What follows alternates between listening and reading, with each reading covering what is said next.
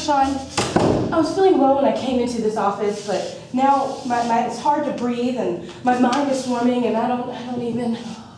Those symptoms, I've seen them too many times. Could it be again? Another case of shotinitis.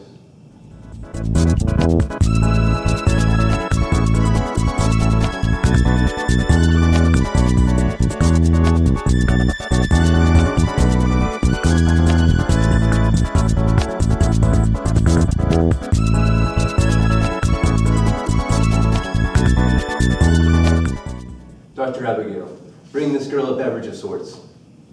She's fallen to my charm just as the rest of them, and I have nothing to fix this.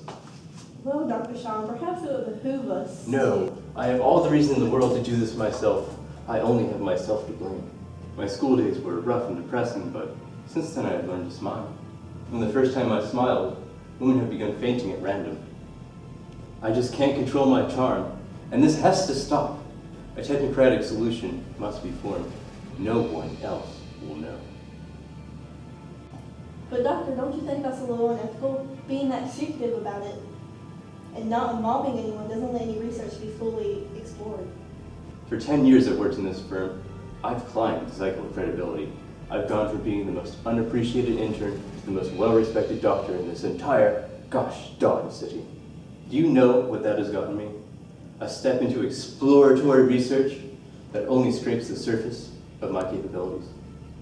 The system is far too safe, and this situation has gotten far too dangerous for me to just let this slip out of my own hands. You watch yourself, Dr. Sean. We don't always see the consequences of our actions. I'll take my theoretical chances.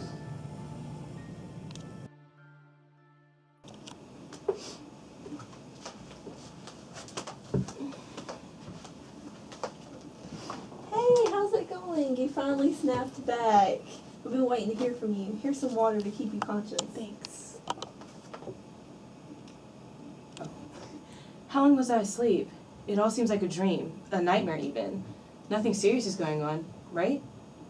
The unfortunate thing is that it might be. Your vitals show that your brain activity is low and your heart rate is abnormal. They should be back to normal in a few days, but the test results of you and a few others are truly anomalies.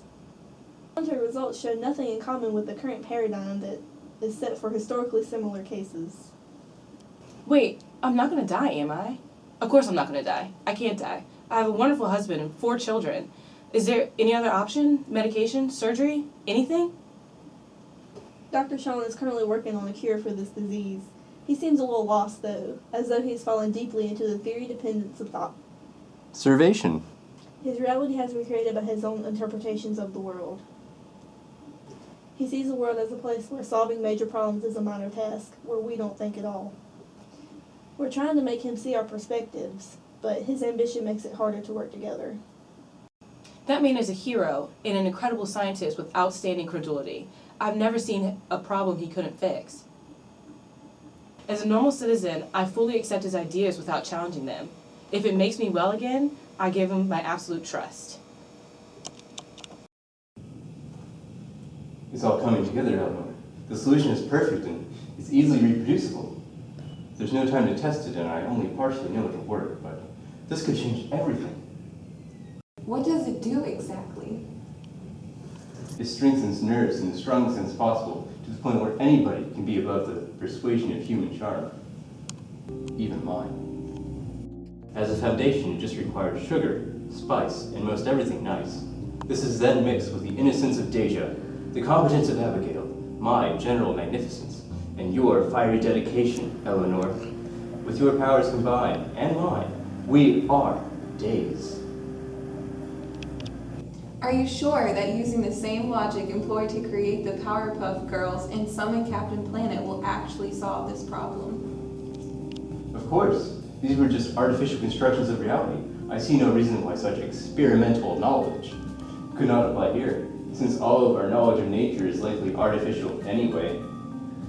Where Professor Utonium accidentally added chemical X, I will keep my experiment controlled. Nothing can go wrong. Don't you see, Dr. Sean? Your experimentation is flawed. You'll only see the cure once you know the cure will work. Without the proper steps, you're stuck in experimenters' regrets. You cannot be so careless as to release this without thinking. That's simply not true. Perfect and stable research is far too ideal of a situation. Nothing can fully be tested. And do you know what slow research has done to my life?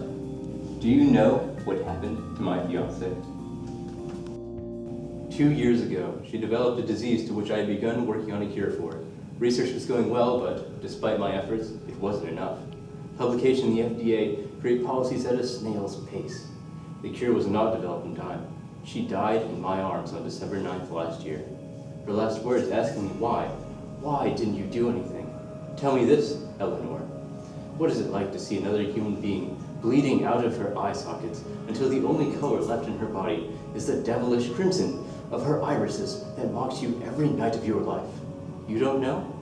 Because I do.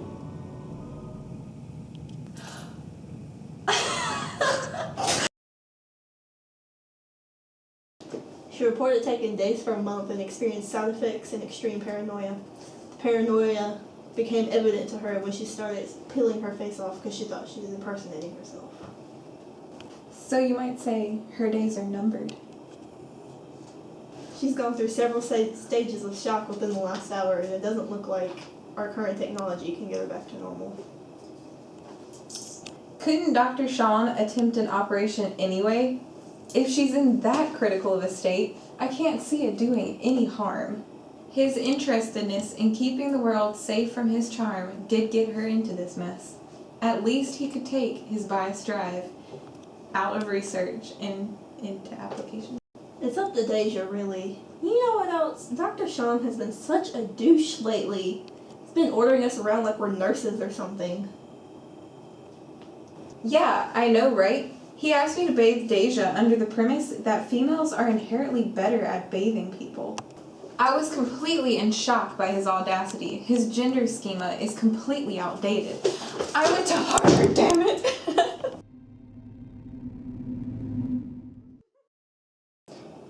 So you're sorry about what?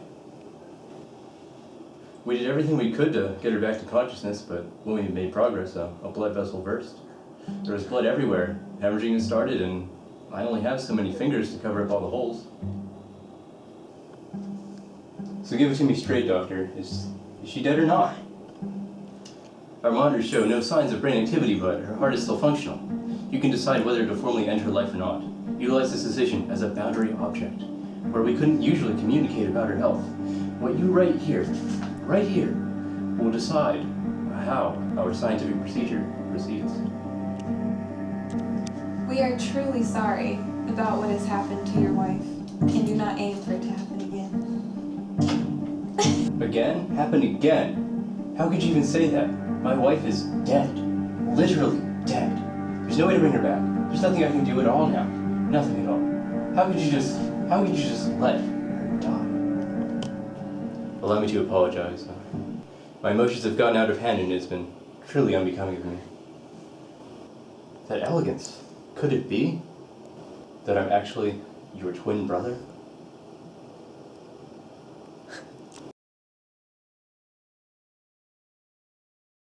You can't continue research this way, Dr. Sean.